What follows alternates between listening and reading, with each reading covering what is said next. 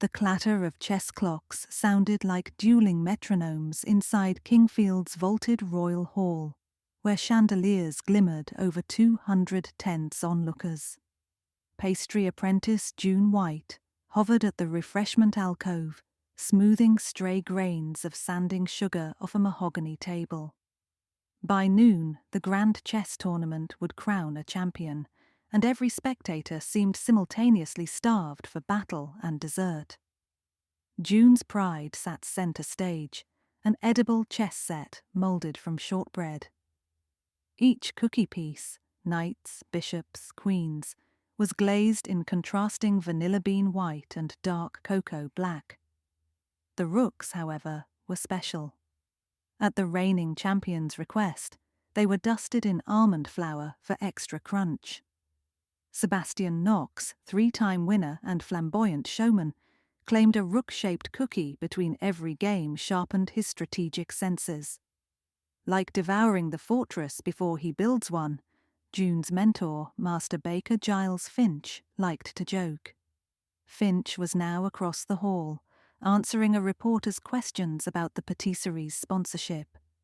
That left June alone when Sebastian strode toward the table 15 minutes before the final round.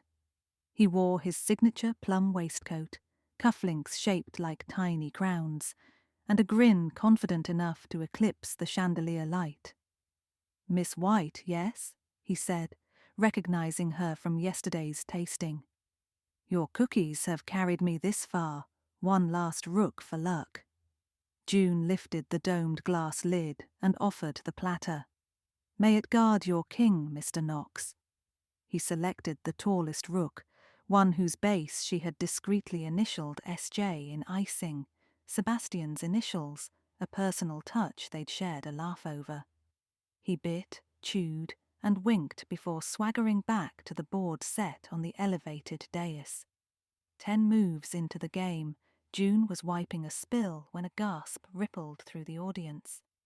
Sebastian jerked upright, hand clutching his throat. His rook cookie crumbs scattered across a pristine Sicilian defense. Eyes glazed, he toppled sideways, knocking his king piece to the marble floor. Chaos erupted. Medics rushed. The challenger, Grandmaster Elias Trevelyan, backed away, horrified. Within minutes, the tournament physician declared Sebastian unresponsive. The reigning champion, conqueror of countless boards, was checkmated by something far deadlier than a clever gambit. A murmur grew. Poison. It was that cookie. Someone tampered with it. June felt the world tilt around her. She tasted almond on her own tongue, the flavor she had lovingly folded into the rook dough at dawn. A uniformed sergeant, stocky, silver-mustached, sealed off the refreshment alcove with yellow tape. By evening, Kingfield Police Detective Sergeant Martin Caldwell was questioning staff under the glaring hallway sconces. Finch, pale from shock, squeezed June's shoulder. "Tell the truth, Junie. Our shop's reputation hangs in the balance." Truth. Truth was flour and butter, eggs at room temperature, and precisely 9 drops of almond extract. Truth was leaving the cooled rookie cookies in the kitchen overnight because Finch insisted they'd keep better that way. Truth was locking the pantry, yet finding the latch ajar this morning. When Caldwell reached her, June's apron was still floured. "Miss White, you prepared the victim's snack?" "Along with the rest of the set, yes." Her voice trembled. "I tasted each batch. They were normal. Normal except for lethal poison." His tone was not cruel, only tired. "Until we identify the substance, you and your colleagues remain persons of interest. Don't leave town." Leave town? She had never been farther than the neighbouring village for a butter sculpture contest. June returned to the darkened patisserie above which she rented an attic room. Sleep, however, was impossible. The image of Sebastian collapsing replayed every time she closed her eyes. Guilt gnawed with small, sharp teeth. At 2 a.m. she rose, lit a single stove lamp, and unrolled parchment across the stainless steel countertop. Beside her whisk, she wrote 3 bold questions. 1. How did poison enter only the rook Sebastian ate? 2. Who had access to the cookies last night? 3. What motive eclipses the risk of murdering a celebrity in public? June flexed her fingers. She might be 17 and an apprentice, but Doe had taught her patience, observation, and the chemistry of hidden reactions. If the police needed evidence, she would whisk Checkmate clues herself. The first step was replicating the scene.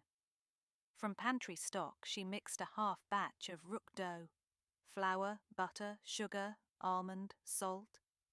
She tasted raw scrap, safe.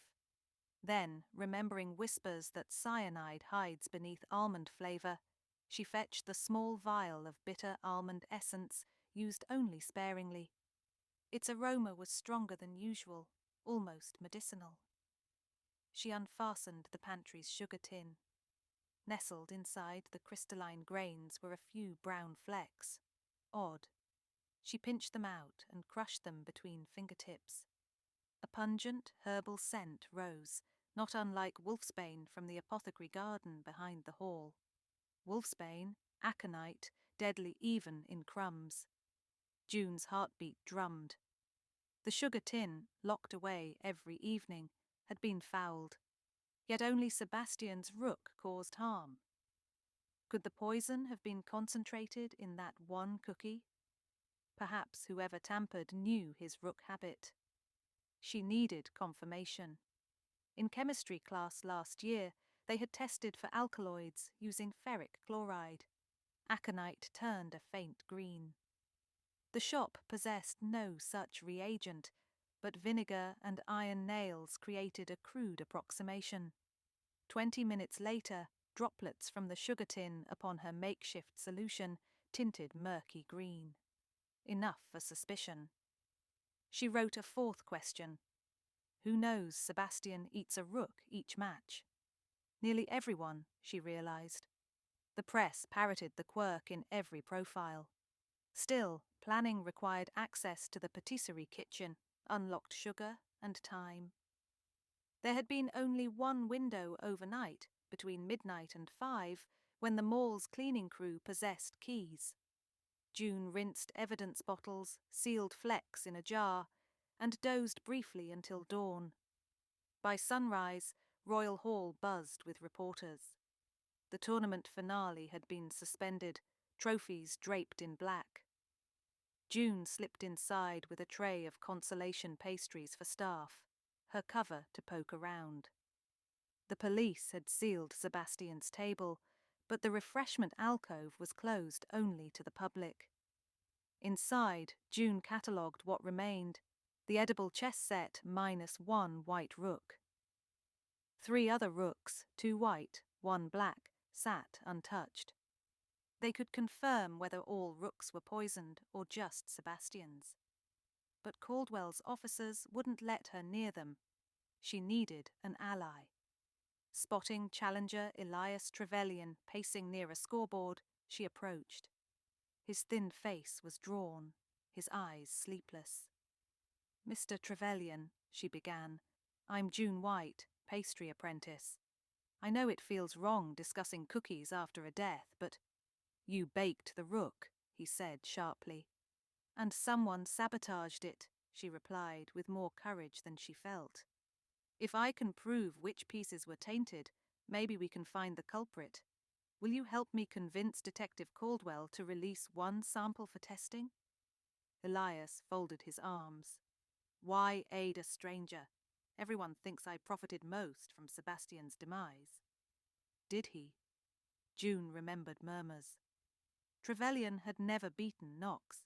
Now he might be champion by default, though no chess player wanted a hollow crown. "I don't think you poisoned him," she said. "You had less than 10 minutes from cookie to collapse. Someone planned earlier." Elias studied her, then nodded once. Together they approached Caldwell. The detective hesitated, but eventually allowed June to swab the base of an untouched rook under supervision. She dabbed the residue onto a coffee filter soaked in her makeshift iron vinegar reagent kept in her pocket. The spot slowly shifted to greenish-grey. Caldwell's brows rose. "Same contamination as in your sugar tin?" "Yes," June said. "But look." She pointed to the inner curve of the rook's crenellation. Tiny darker specks clustered there, unlike the other cookies' smooth interiors. These specks were absent in yesterday's batch. Someone dusted powder after baking, probably with a tea strainer. Meaning, Caldwell mused, the poisoner didn't need sugar access, just the finished cookies. His gaze swept the hall. Who had opportunity between baking and serving? Master Finch handled packaging, June admitted. The catering porter delivered boxes at 9 a.m., then volunteers arranged them. The boxes were opened backstage, unmonitored. Backstage. June pictured the green-curtained corridor where players warmed up. On a small tea cart yesterday, she'd seen several vials of herbal tinctures belonging to Dr. Ansel Mueller, Sebastian's longtime coach and personal physician. Mueller fussed over Knox, brewing focus elixirs that smelled exactly like the sugar flecks, sharp and floral. June shared the recollection with Caldwell, whose notebook pages rustled faster. "Mueller wagers on matches," Elias added quietly. "Everyone knows.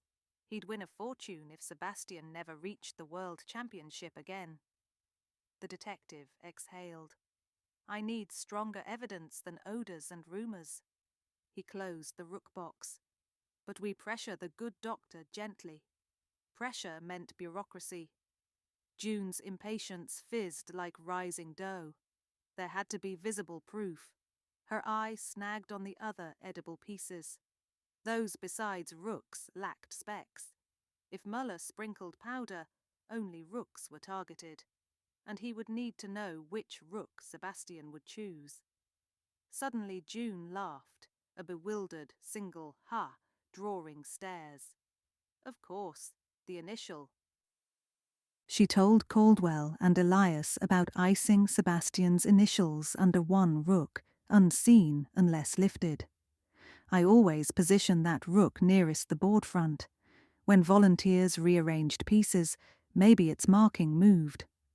If Muller searched secretly, he could flip pieces to find SJ, then dust that one, and perhaps hedge by dusting the others of same colour. But he missed those on the opposite side. So his fingerprints might be on the base curve," Caldwell said. They hurried to a lab the police had set up in the hall's cloakroom. Under blue forensic light, prints glowed on the poisoned rook, a right thumb with distinct spiral ridges. Caldwell compared it to glassware seized from Mueller's medical bag moments later. Match. Before sunset, Dr. Mueller, still in white lab coat, was escorted in cuffs across the marble foyer. His protestations rattled the chandeliers. Caldwell announced to gathered press that aconitine powder had been traced to vials labelled nerve tonic inside Mueller's satchel. A betting slip worth £500,000 lay folded in his coat pocket, showing he'd wagered on Sebastian's immediate withdrawal from competition. Yet something nagged at June. An experienced physician knew aconite produces burning sensations before death, symptoms anyone might notice. Why risk a dramatic collapse mid-game, unless he counted on a slower poison? She reopened the vial list Caldwell photographed. Strophanthine, digitalis, aconite, all plant toxins. Mixtures could mimic heart attack. Back at the patisserie, Master Finch hugged her. "You saved our skins, Junie." But June inspected the sugar tin again. The brown flecks remained where she had removed only a portion. Could Mueller have reached the locked pantry too? His alibi last night was hotel lounge poker, verified by surveillance. The sugar contamination might be unrelated or planted to mislead. She scraped fresh sample from deeper inside and tested it. No reaction. Clean sugar. The earlier flecks were superficial, sprinkled like stage dust. Someone framed the kitchen to divert suspicion. Who stood to gain from tarnishing patisserie Finch? A chill fluttered through June. Sponsorship rival, maybe? Or the only person with guaranteed unsupervised access this morning, the catering porter who delivered boxes. June tracked him. Oliver Bates, freelance courier, mild. She recalled he wore gloves, unusual for carrying cardboard. Could he have planted flecks before handing sugar tin to police?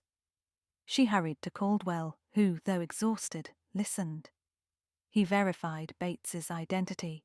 Formerly pastry sous chef fired 6 months earlier after an explosion at Finch's ovens had been blamed on his negligence. Bitter revenge? The detective ran Bates's phone records. A text to Dr. Mueller popped. Delivery done. My cut? The alliance was clearer now. Bates planted flecks to incriminate the shop, then handed Rook access backstage to Mueller. By midnight, both men faced joint charges. The newspapers would feast on scandal for weeks. June, however, just wanted dough under her nails instead of adrenaline. 2 evenings later, Kingfield reopened the hall for a memorial rapid play exhibition honoring Sebastian. June was invited not as caterer, but as guest. She wandered beside Elias Trevelyan, who volunteered to play blindfolded against 10 juniors, donating his prize money to chess scholarships. I thought you'd end up champion, she told him. I will earn the title properly next year, Elias said. He paused, reaching into his pocket. I saved something. He offered a small tin. Inside were 3 remaining Rook cookies. They're surely stale, June laughed. They're proof that vigilance matters. He chose one, bit, and smiled. No fortress crumbles under honest craftsmanship. June broke a Rook herself, its fragile turrets snapping beneath gentle pressure. Sweet almond, no poison, only butter and resolve. Around them clocks ticked, pawns advanced, and somewhere Sebastian Knox's legend echoed through the marbled rafters, an unfinished game, a cautionary tale. But for now, June White let the taste of clear victory melt on her tongue, and promised silently that every future Rook she baked would guard more than a king. It would guard the truth.